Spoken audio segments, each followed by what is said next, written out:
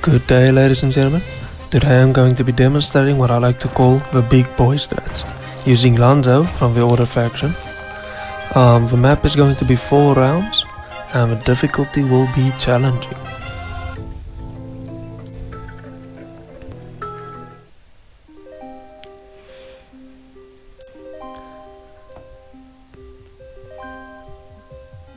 Now, at the start of a run, I start off by buying the militia and constructing the armory so that I can get some marksmen. Just some quick easy fodder for the early game. Now I check the surroundings and immediately notice that the ore and wood mines are right next to each other. Getting them on the first day is amazing. It is as optimal as you can get. I also check the difficulty of surrounding factions, surrounding stacks, because getting levels is essential and we want to get them as early as possible. Now I attack the link stacks guarding the ore mine, and the thing is, links are pretty dangerous, especially in the early game. They can be pretty tricky to go up against due to their leap ability. They have a habit of targeting down single units. Now I tried splitting up my cavalry with the intention of having one cavalry charge in and the other one charging in to save it. However, unfortunately this did not work. And I ended up losing one of my precious cavalry units. Now, when it comes to a skill tree, I want to point out what Lanzo actually brings to the table. First off, Lanzo has rallying. Rallying is really useful in the early game because of the boost it gives to the units around them. When you've only got a few units, it can be very useful. Next up, Lanzo has the champion skill. It increases the health and damage of all units with 9 power or more, meaning he will increase the health and damage of our cavalry. He has the swordsmith skill, which increases the health and damage of all units that are offensively orientated, like our cavalry. And then of course he has the mastery for cavalry, which increases their health and damage as well as giving us free cavalry every few days. Now Lanzo also has a few smaller perks that will help us in specific situations. Warding will help us if we go up against a strong spellcasting faction. Armor will help us if we're going up against really strong ranged units, specifically slow attacking ranged units like the cannons from the dwarves or something like that. And then tactics. Tactics will essentially be a late game win button, because since we're going to be playing a lot of high power units, we won't be able to play a lot of them. And if we can't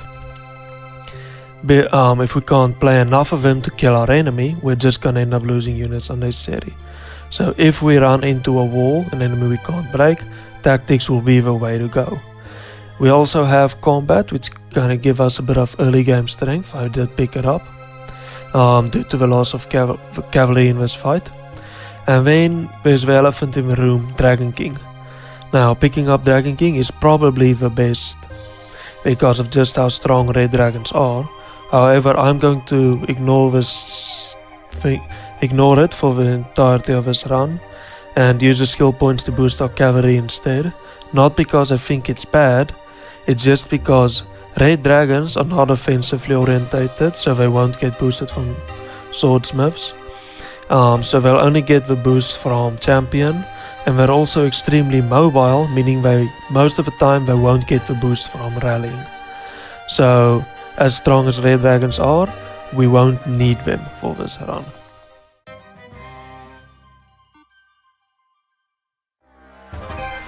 Now with that fight settled, we're on to the fight against the guards of the wood mine.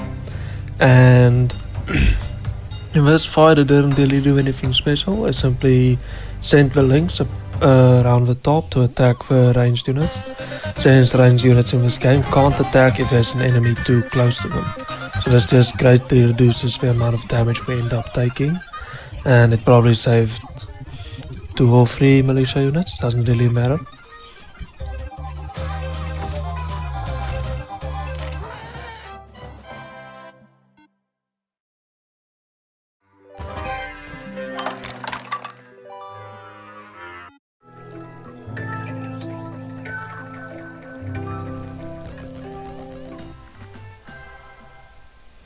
Now, as the next day starts, I immediately start following the breadcrumbs of resources leading me to the left. And when I spot it on the left, I notice a stack of mana birds. Now, mana birds are a really special unit in my eyes because they deal a lot of damage. They're actually a lot stronger than their power would suggest. And as you can see in this fight, they completely shred both my hero and the cavalry unit and wipe out most of our militia. This is just shows the power of flying and really high attack damage.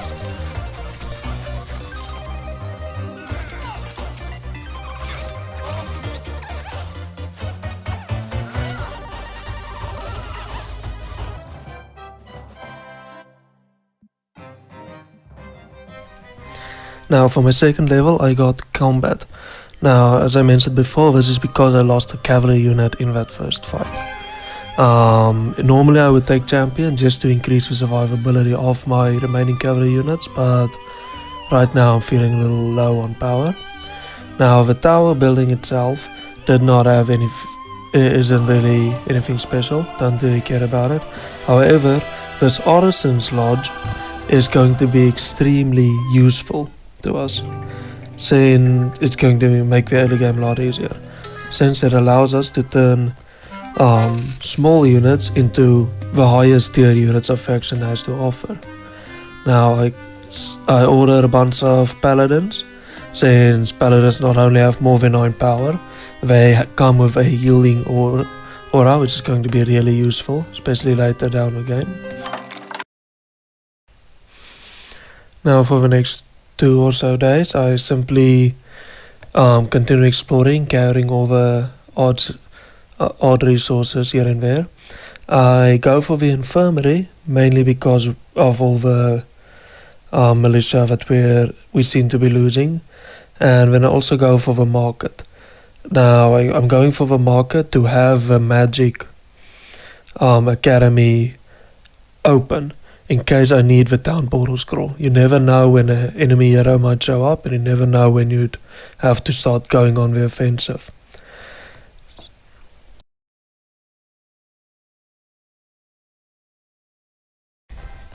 While exploring, I discovered a treasure which gives me enough experience to level up. I decide to go for the weaponsmith. Not because I have anything I want to boost with it, just because I really want to pick up mastery on my next level up. The clay tower seems interesting, but I couldn't remember how strong it is and if it immediately pulls you in a battle, so I ignored it for now. And I start heading back. Since it's getting close to the end of the week, I would love it if I could pick up my cavalry as soon as the week starts.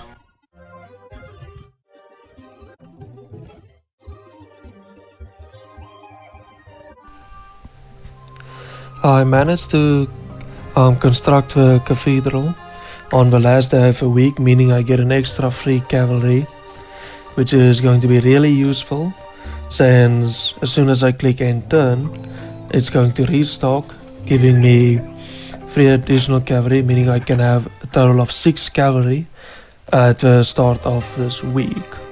And as also my paladins finished a while ago, and they're just about to join my army.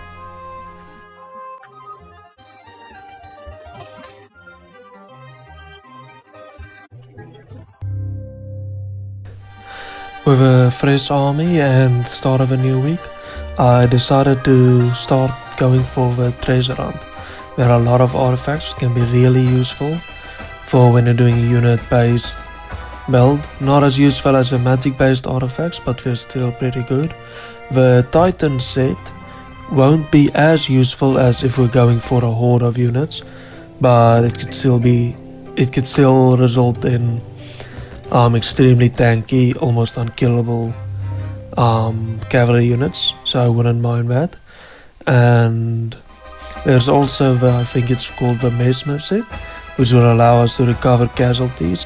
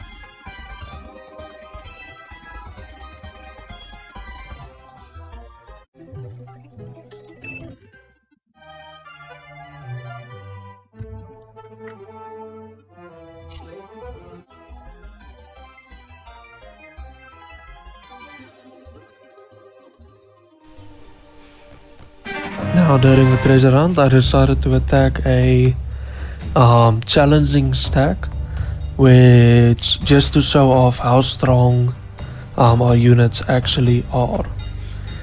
In terms of power, we are evenly matched. However, due to the high HP of our cavalry and the healing from the paladins, we managed to take this fight without any major casualties. I think we lose one militia unit. Now, while the penguins weren't much of a threat, the seahorses had the potential to deal a lot of damage, and the turtles can be extremely annoying when most of your units are melee. So fortunately we did pretty well, and I think it started to show the potential for the strategy.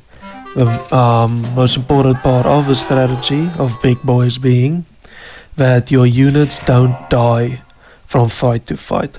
Your power doesn't decrease unless you're fighting against other heroes, which is extremely useful.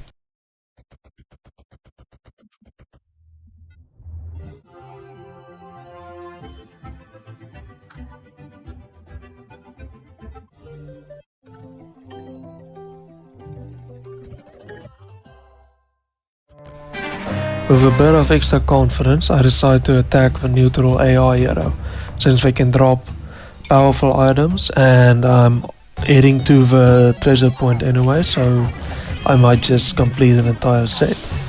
Now the difference between fighting against heroes and neutral stacks is simply the heroes will boost the stats of their units. A small weak unit can actually have 3-4 times as much HP as it would normally have.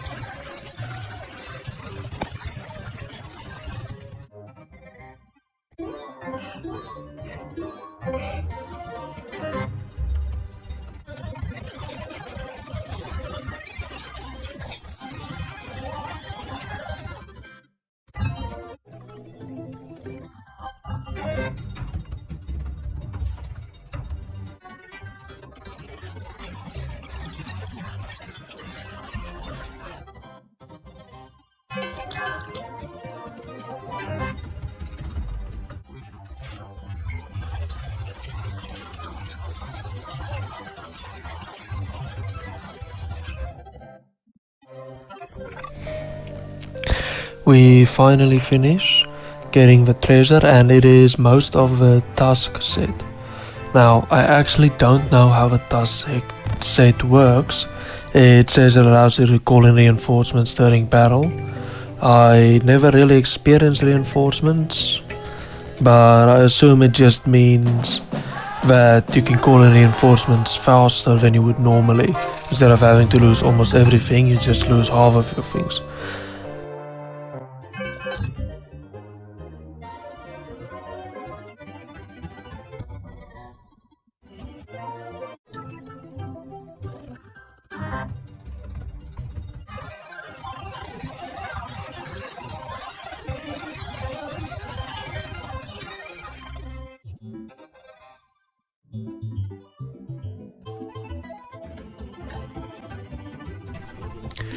as I am walking around, grinding, just killing anything I can get my hands on, trying to level up as fast as possible, I pick up the random teleport spell. I think it's called Tornado Hurricane or something, and the teleport back home spell. Now this opens an opportunity for us to go on the offensive. We can use the random teleport to go somewhere, well, random, and then if it's too dangerous or if an enemy decides to pop up, then we can just teleport back. Also, it has been suspiciously long without any enemy heroes showing up. Normally they'd be knocking down your door at this point, and I still haven't seen any of them. So I feel like it's necessary to teleport out and go see what they are doing. So with the start of a new week and my newly acquired idol, since I built the building, I teleport out and arrive right at the center of the map. Now, since I'm on the map of 4 realms, it means the center island won't have a town, meaning I can just grab all the mines in the area and then head out. I don't have to bother doing anything else.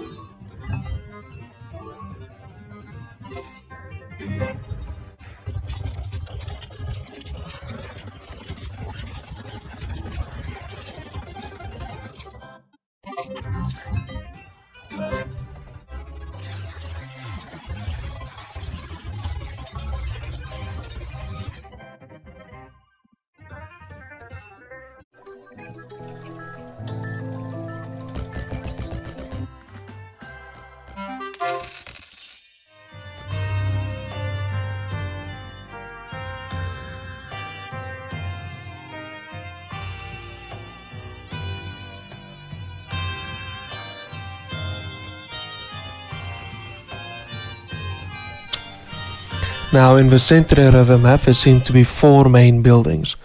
2 of them being the chapel and the level up tree. The other being the brilliant orb and the tower of mages. Now the brilliant orb and tower of mages won't really be useful since we don't really use magic. They both serve the same purpose, increasing your magical power and intelligence, and we like being flat, smooth brain. We don't really care about intelligence. So fortunately we get 1 extra morale and a free level up, but missing out on something as powerful as Tower of Mages does sting, but we just don't need it. Now I decide that I have to get another hero just in case the enemy heroes start to attack. And also since I want someone who can make use of my small units, my militia and my marksmen, since I don't want them in my army. They're just gonna take up the power thing and make me think a difficult battle is easier than it actually should be. So that's why I decided to recruit another hero.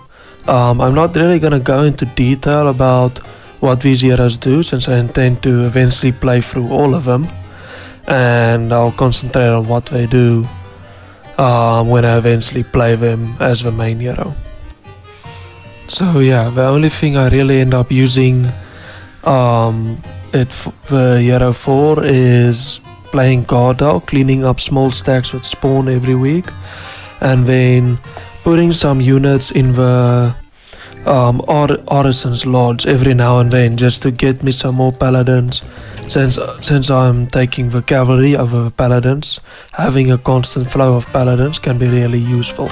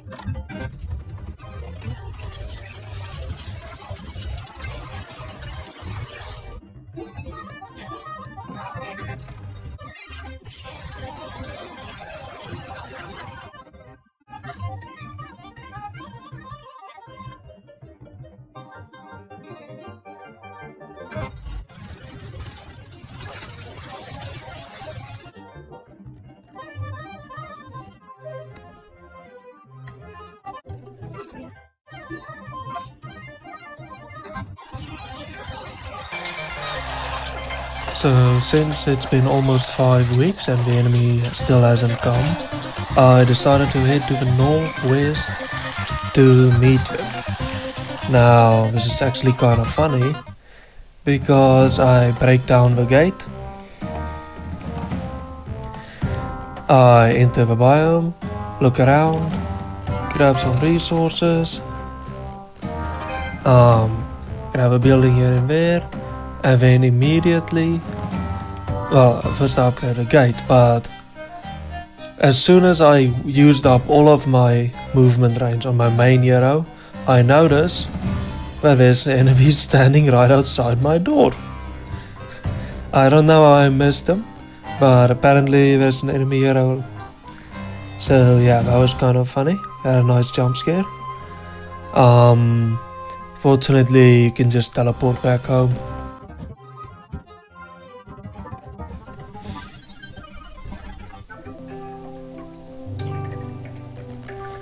Now, as I expected, the enemy hero decides to run away. And since I don't really feel like chasing them around on a boat, I decide I'm just gonna head straight to their base. If they're on my left, if they're to my east, it most likely means they came from my south due to how the map is made, how this map is built. And as the Order faction, I have a bunch of extra movement, so I decided I can just make it to his base before he can get to mine. Now, one interesting thing about the AI is that they will always teleport back to defend their main town, even if they don't stand a chance at defeating you. They can have 5 units and they'll teleport back to defend it. They'll immediately run away as soon as you give them a chance, but they will always teleport back. And as a result, he came, I don't know if this is the same one, but their main hero should be here, and I cannot take him out. Now, this battle wasn't exactly challenging in any way, however it does show what one of our biggest strengths is, and that is just going to be a giant blob that can push through anything. Anything that touches our blob of, I forgot what it's called, the upgraded cavalry, will simply just die. We do insane amount of damage, and we should have around 600, maybe 1000 HP, I can't really remember.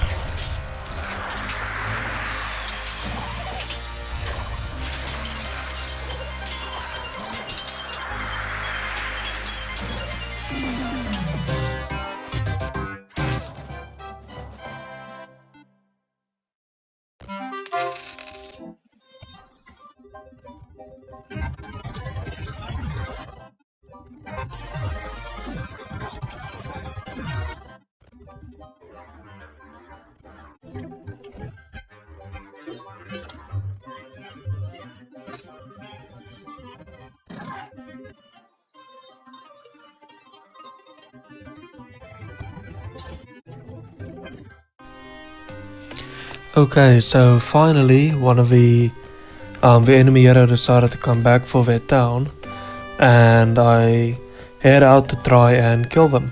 However, I fall just short of being able to reach them, so I summon a bunch of Earth God right next to their town. They shouldn't be able to leave their town without attacking the Earth God, and as a result, I get a nice little battle that the Earth God inevitably end up losing, but it weakens the enemies.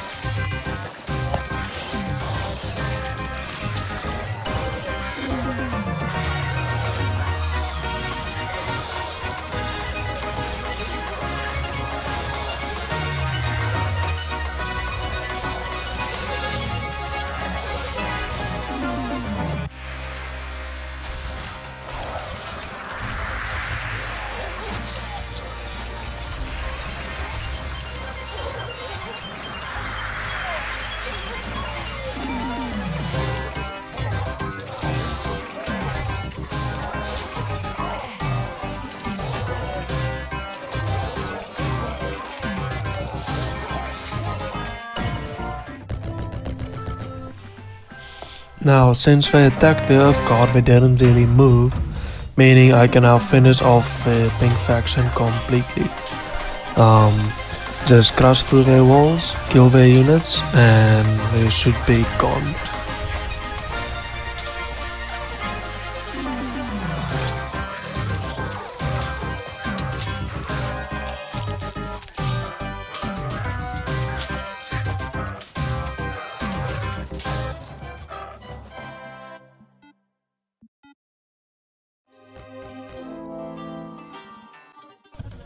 Okay, now since it seemed like the AI must have been fighting amongst themselves or something, they're a lot weaker than they would normally be.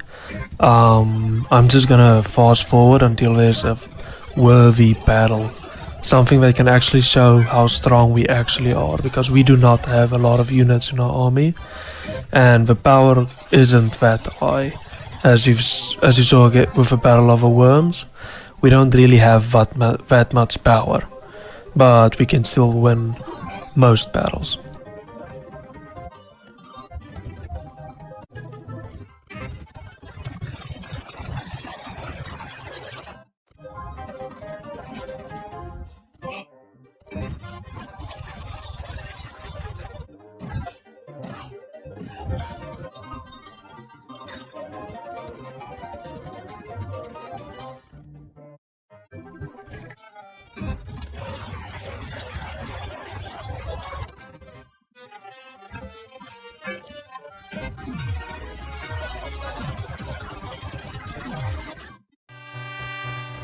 Now after a while of running around, grabbing anything I can get my hands on, I finally encountered two enemy heroes standing right next to each other.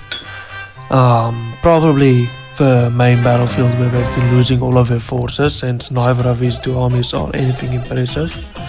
And as you can see, we currently have 28 of the upgraded cavalry and the Knights of the Order, and we just absolutely crush anything that runs into us. If I'm not mistaken, we killed both of these armies without taking casualties. I think.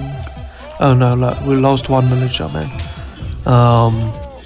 So yeah, it's just we've reached a level where there is no real challenge. So I'm hoping that there is a really strong hero somewhere that has been hiding the entire game or something, because there's not really any challenge at this point. And as you can see from the power meter at the top, or at least when this battle started, our power levels should be relatively equal. However, because we've boosted this one unit to this point, it's not even close.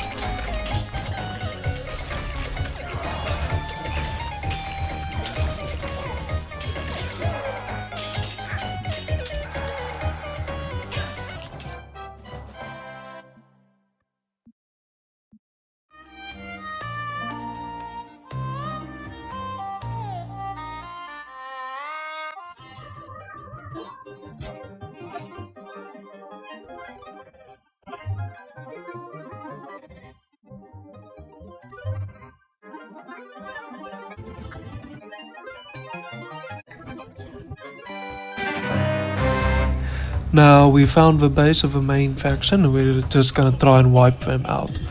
Now the plan was to kill them here and hope that they don't have another hero, but as I remember they had one that just kept running around for about half a week before we finally managed to catch him with one of our secondary heroes, which leaves us with one more or two more factions. It doesn't really matter.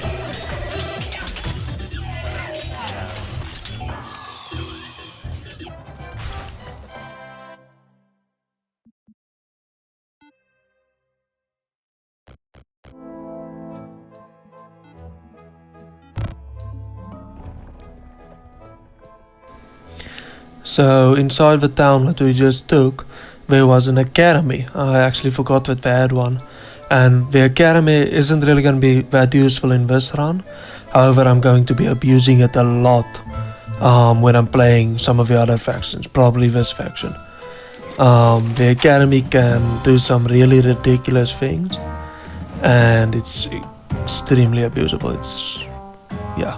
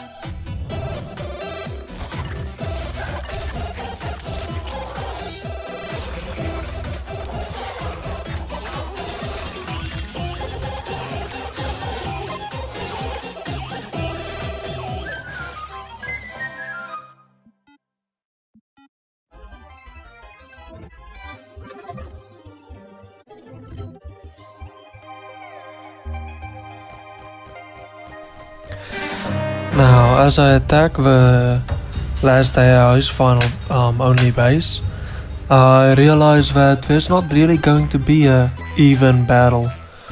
This battle is the closest to a challenging one, which is why I decided to use some spells and stuff, but it doesn't really get to show the power of the build itself, unfortunately.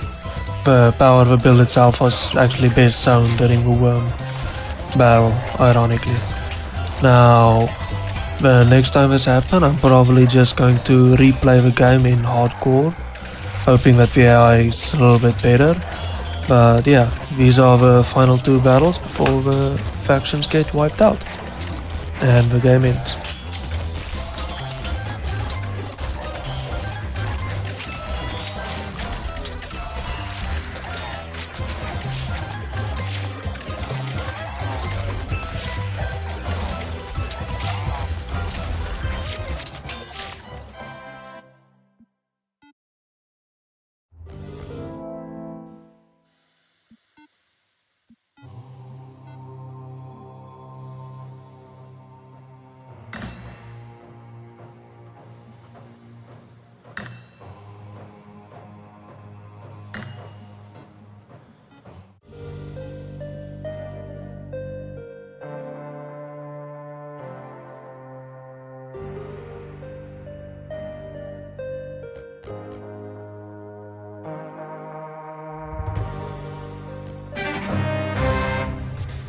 Now, as the run comes to an end, I just want to thank you for watching and apologize for bad editing skills. About as useful as a monkey when it comes to working with a computer.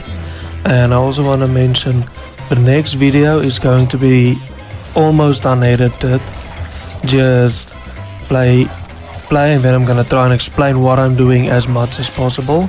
And then the video after that will be way more edited.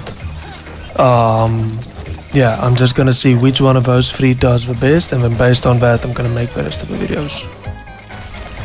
And please check the description. I'm going to describe what my plan is for this Heroes Hour series.